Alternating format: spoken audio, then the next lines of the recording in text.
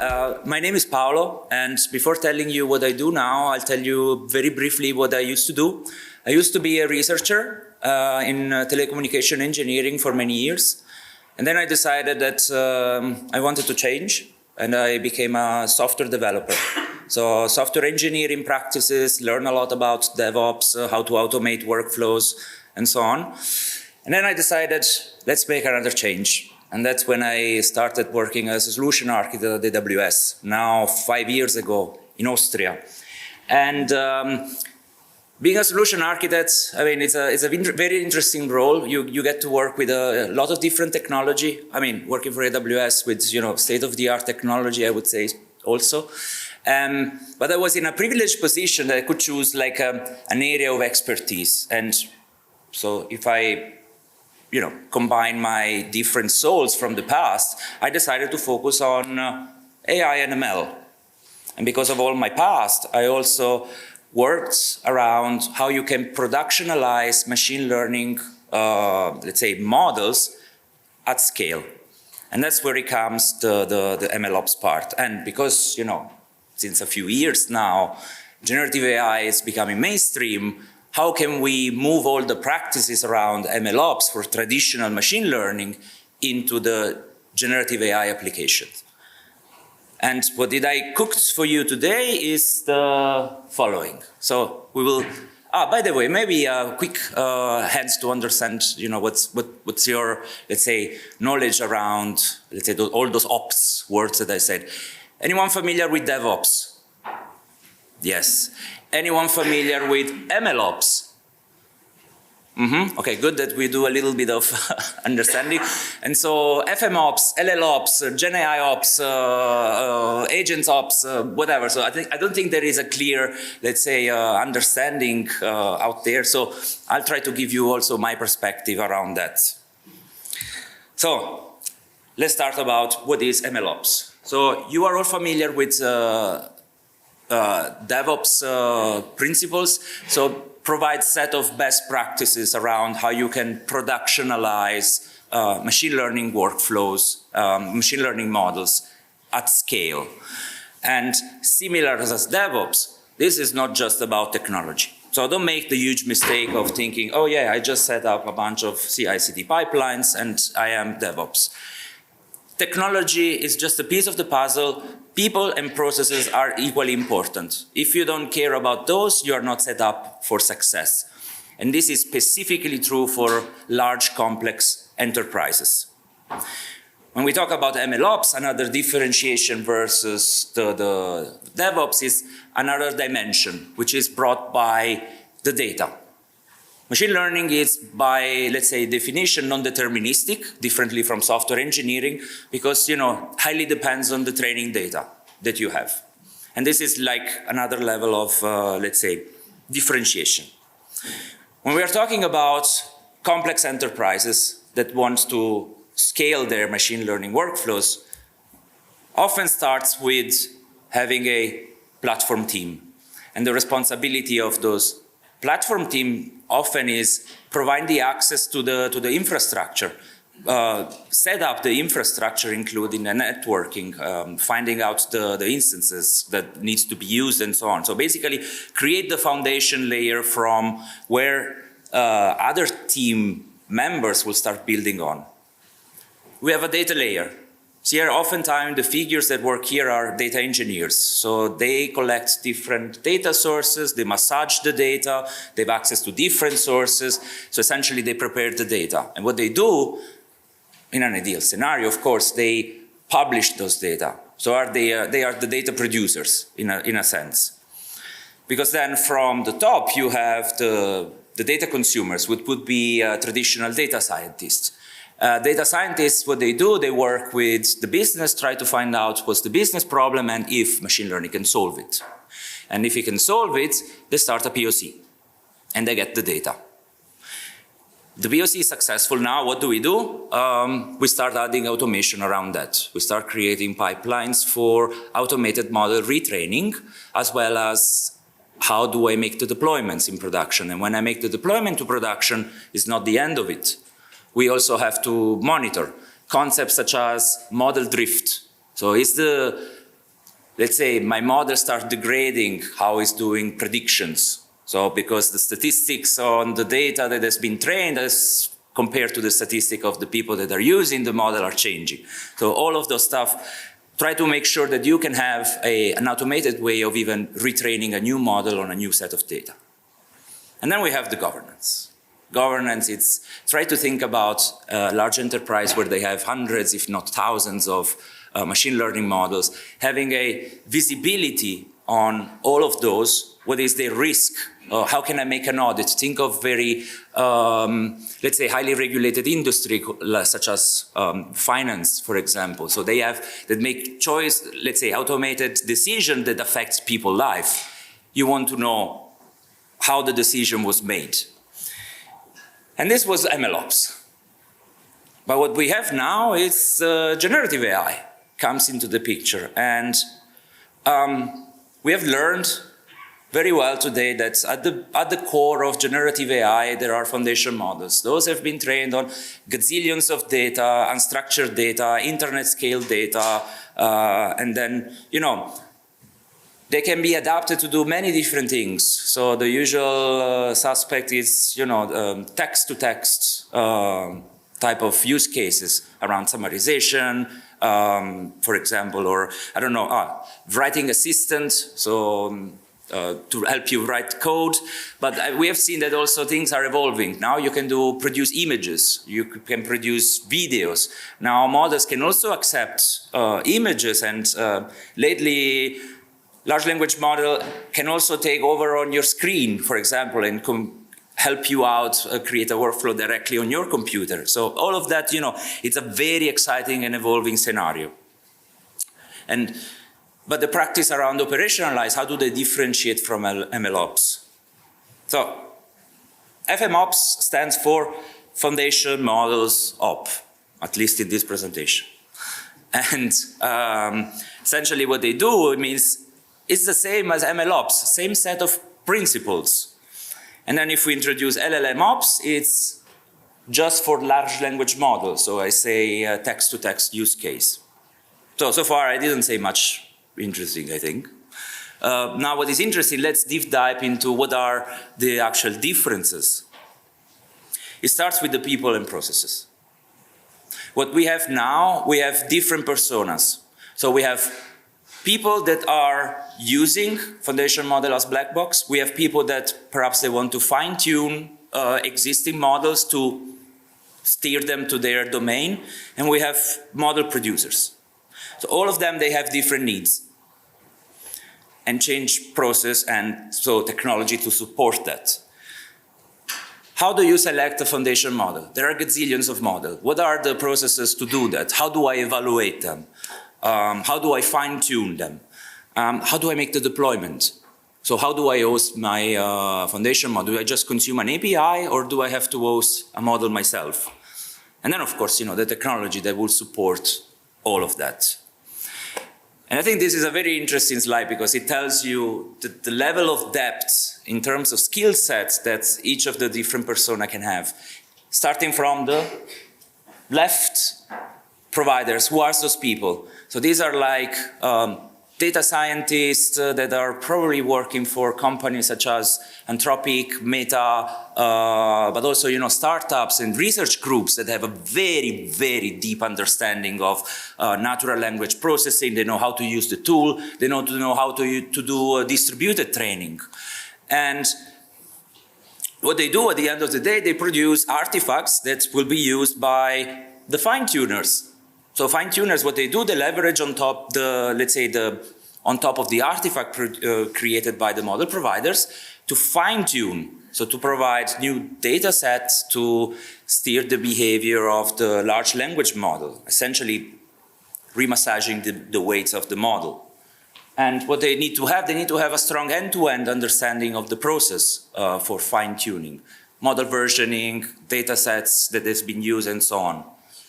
And then we have data consumers. Data consumers I would call like maybe software developers that they just want to create applications that are powered by generative AI. They just want to use the models as they are, and their skill set often revolves around prompt engineering. Perhaps they create RAG-powered application. Some maybe nowadays also agentic workflows. But the interesting part is that model providers can become fine-tuners. So they create one large one, and then maybe they create smaller version of it, specialized. Concepts such as distillation also applies here. But consumer also may become fine-tuner, because nowadays provide a lot of abstraction around how to fine-tune. And they say, hey, this is not good enough for me, I need to provide more data.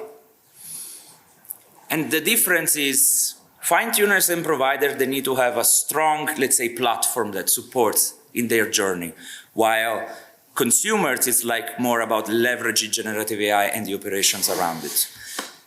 And to spoil it, today is mostly around, I mean, we don't have much time, so it's about the journey of consumers, which starts off from how do I pick up a model? And how do I create, let's say, a feedback loop from my input-output that I can reuse to improve upon my, let's say, my overall application. I mean, 60K available models out there is probably outdated. I think there are way more. I have not checked. I think it's impossible to tell how many models are there, but the thing is there are a lot of models out there. Oftentimes, I mean, you cannot start there, so you need to probably drill down to a finite set of models.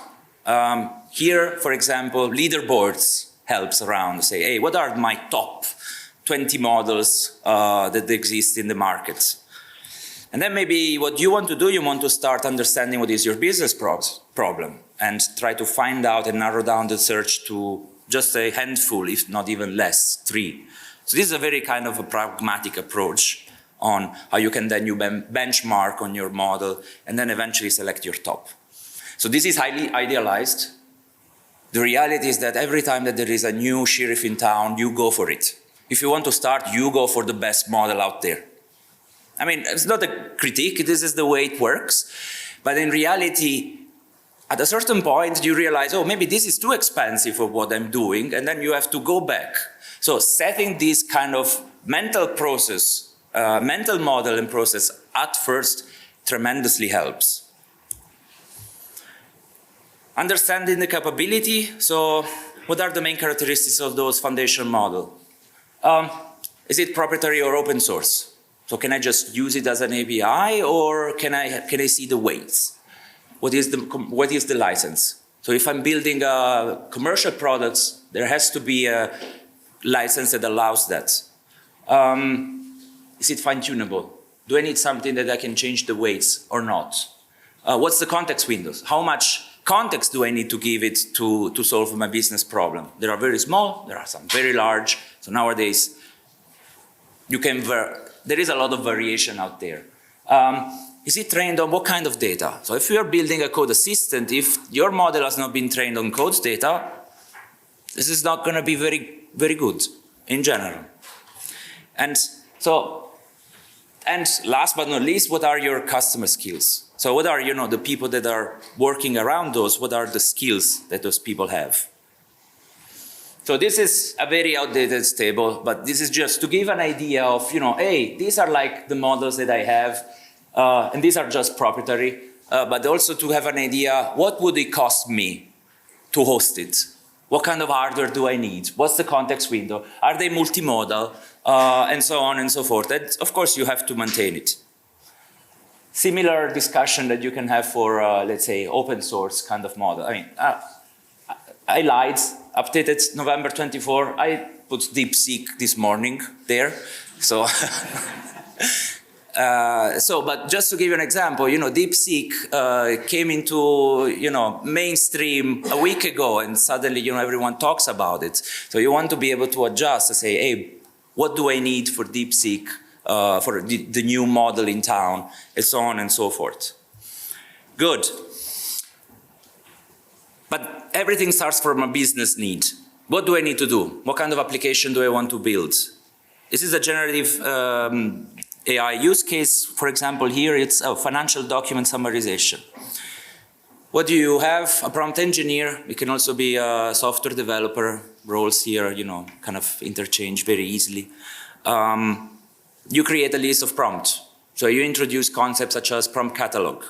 If you select different models, especially from different providers, they will have different characteristics on how you best address and take advantage of the model.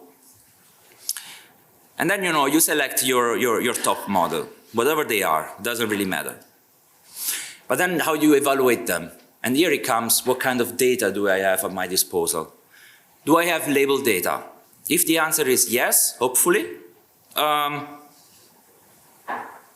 does the outcome provide a discrete use case? Might be, for example, who is the Prime Minister of Austria? So it's a very discrete kind of answer here. Although, the use, huh? Yeah, that was, yeah. So let's go, Prime Minister of Italy. So we know who he is. You can use traditional machine learning metrics such as the accuracy, the precision, and clear kind of number. But you have very little use cases that you can do with generative AI with that. So maybe there are some other task-specific metrics out there. For example, similarity score. So essentially they are capturing the semantics of the answer that is given. And these are kind of given to us by the literature and by the research community. But maybe I don't have labeled data, so what do I do there? Can I automate the process? If the answer is no, human in the loop, very expensive, very tiring, very long, but the one that also gives you the best accuracy. And nowadays also what is very, let's say, prominent is can I use another LLM to be my judge? So, LLM judging other LLMs. So you can start with a small one for your use case and use a bigger one, for example, to do the judging. Of course, the downside and the trade-off here is that, the quality might not be, or, the metric found out might not be, exactly what it should be, or what is the reality of it. But that definitely you can scale that and gives you tremendous speed. So here, in terms of, evaluating, essentially, similar concept around how do I collect my results, so keep track of that. And what I put it here is shamelessly advertising myself. I put out a blog last week about how you can have a code-first approach to evaluation. So using tools, open source tools, here MLflow, for example, is an open source platform that you can run as a managed service in AWS. And FMeval, which is another open source library where you provide your data set and then it automates for you the evaluation according to a number of metrics. Good. Consumer, how would this look like? You create the backend, and as a backend engineer, all what we said, we select a foundation model, we use prompt engineering, we test, find out the lineage about input, output, all of that. And then don't forget about other techniques that can be prompt chaining, or what kind of rating mechanism do I have? Do I need to put up guardrails? Do I want to put a chatbot out there that will talk about, I don't know, politics? Probably no. So how can I ground it? How can I put guardrails? A lot of those models, they have already embedded guardrails, but probably you want to be more strict. So that has to be outside of the logic of the foundation model itself. And then from a front-end side point of view, well, of course, you deploy as a web application. How do I do end-to-end functionality? Can I provide input-output rating? And then you have the end users. End users, they use it, they provide feedback, and the feedback has to find out a way to piggyback into the system so that the process can continue and repeat itself.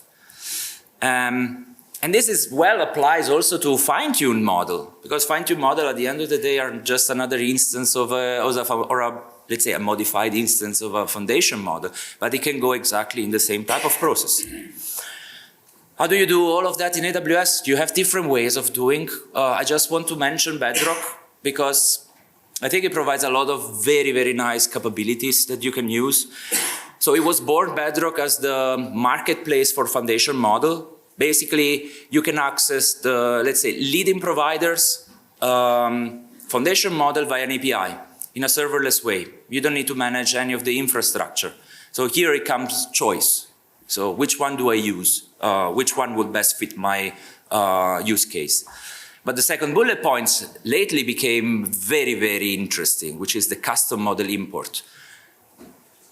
Lots of companies, lots of even research institutions have invested a lot of money into hardware to train model, talking about NVIDIA GPUs mostly, and to build on top of the, let's say, the open source model as well and different architecture, or trying out different architecture themselves.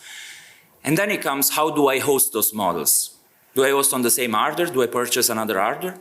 Bedrock provides you import capability. There are a number of architectures supported there, and essentially you just can provide your weights. Basically, let's put it simply in a simplistic way. You provide the model to Bedrock, and Bedrock will care for you about the provided the infrastructure, and then you can consume it in a serverless way. And this is, I think, extremely powerful nowadays. Customization, fine-tuning, changing a model, or distillation, having a larger model teaching a smaller model a specific task. Very, very, let's say, top of mind of a lot of people. Can I use agents workflow? Can I do it in a managed way? Bedrock helps you. Same as for RAG. Something that I mentioned, the guardrails. So how can I ground certain, let's say, certain topic? So you can use managed guardrails for Bedrock by just providing what are the topics that you don't want to talk about and extend upon it. And what happens if we become fine-tuners? So fine-tuners here, they have, I think I discussed it already, you need to have the data to provide. Provide certain type of, let's say, input-output kind of data, and then you still have to go through the deployment and the prompt engineering task, same as the monitor. So it looks very similar to the other journey. But what I want to talk about is what are the techniques that you can use as a fine-tuner. Essentially what you can do, either you retrain completely from scratch your mod, not from scratch, but you provide a lot of input data to an existing foundation model, which means I am retraining, I am changing all of the weights. And this is quite expensive. It's a very lengthy process. It is very costly. What you can do on the other end, you can use techniques such as parameter efficient fine-tuning, PEFT. So some very, let's say, prominent techniques are LoRa, quantized LoRa, that you might have heard of. What this does, very simplistically, does not retrain all the weights, but just a few of those. So this whole process is much faster, it's less costly, of course, and at the end of the day, it creates adapters. And those adapters can be, let's say, put on top of the foundation model and exchanged by themselves. Because if you, on the other end, you would full retrain the other model, you need to host different models on their own. With this kind of techniques, you can have one foundation model and just have different adapters. And there is another extremely interesting article about that, on how to do it on the AWS platform. Which brings me to SageMaker, which is another way of doing to leverage generative AI application. What I'm telling you about SageMaker here is probably not even 10% of all the capabilities, but they are, like, let's say, the ones that are focused around generative AI. You can access a huge list of foundation model via the Jumpstart. Think of Jumpstart as the marketplace for foundation model. If you have remotely done anything in generative AI, you must know Hugging Face. You must have heard of it, at least. Hugging Face publishes lots of different models. Many of those models are also available here via the marketplace. And it provides some sort of no-code kind of experience. You can deploy directly from the infrastructure, from the UI, or we provide you the code on how you can deploy that. And by the way, I was very happy to see outside here a lot of projects around AWS. And I was a little scared about showing this slide with icons. So, but I think, many of you would have an understanding of what an AWS architecture means.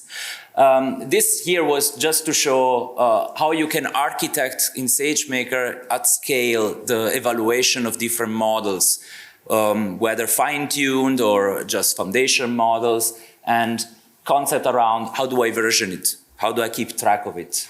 How do I make the monitoring?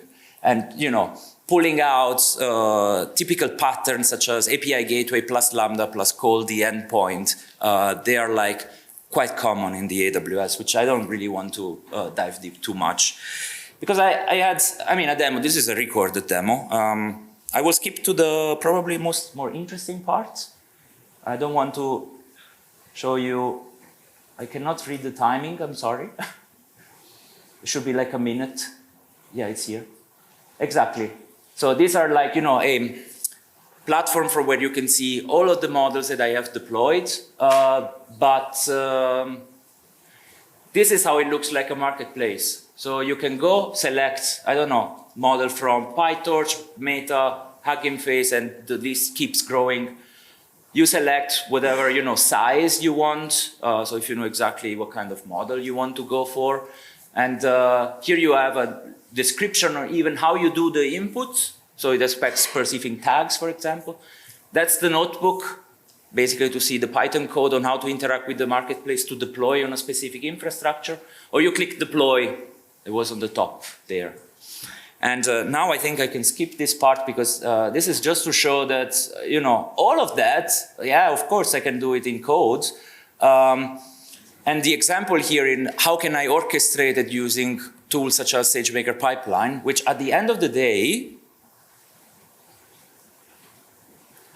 once you did all of that I show you in the code that I don't want to show you, how can I create a workflow and now I can monitor this workflow directly into the platform. Here you have a complex, looks like a complex workflow. I am training, fine-tuning 3 different versions of Llama 3.27 billion, I think. No, 3 billion, very small.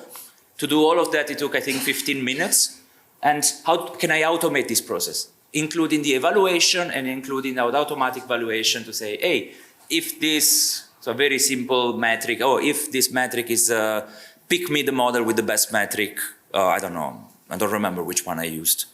But that's in a nutshell how this looks like. So you also have a reference to the model directly into the model registry and so on. Good.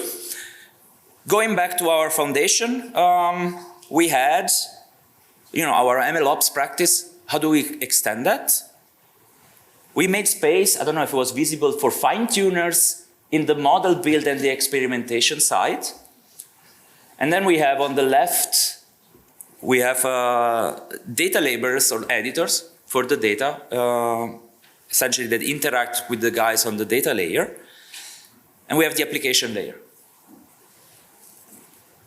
And that's how we extend this mental model for MLOps and GenAIOps.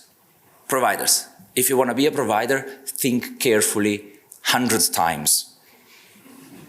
If you're thinking of doing that, think it more. There are a lot of, let's say, tasks that you need to do if you want to train a large language model. You need to have a lot of data.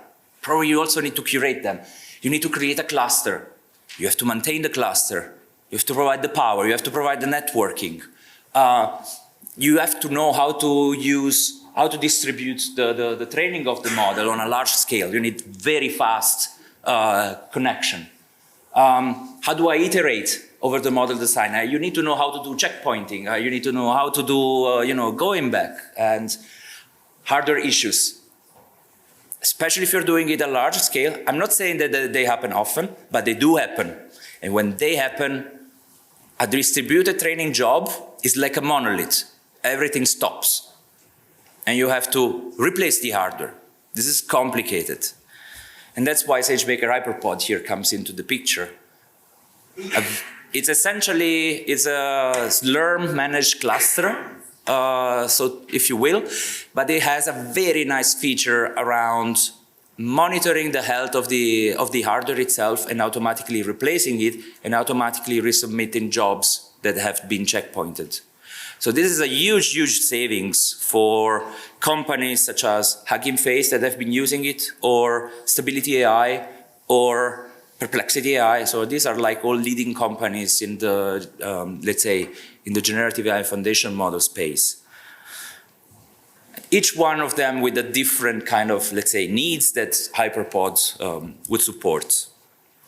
But I want to conclude about the generative AI stack on AWS. We haven't really talked about the end user. So end user are like, let's say, not developer, definitely not fine-tuner, absolutely not providers, but there are people that want to use generative AI. Let's say they want to use applications that are powered by generative AI. And then we provide, let's say, different level of abstraction for each one of them. So in AWS, you would look into the Amazon Q set of services. If you are a consumer, like an generative AI application builder, you probably look into Bedrock, that I mentioned briefly. If you are a fine-tuner, you are either in Bedrock or in SageMaker. But if you are a provider, a model provider, you definitely are in the lower bar with SageMaker HyperPod, or if you have the expertise, you can manage the hardware itself.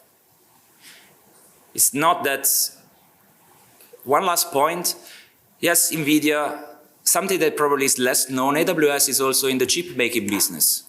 So AWS created chips that are dedicated for training as well as for inference, that are shown to be more performant compared to compared to other hardware. So there is a lot of investment in that direction too. And with that, I conclude. Thank you very much. And if you have questions.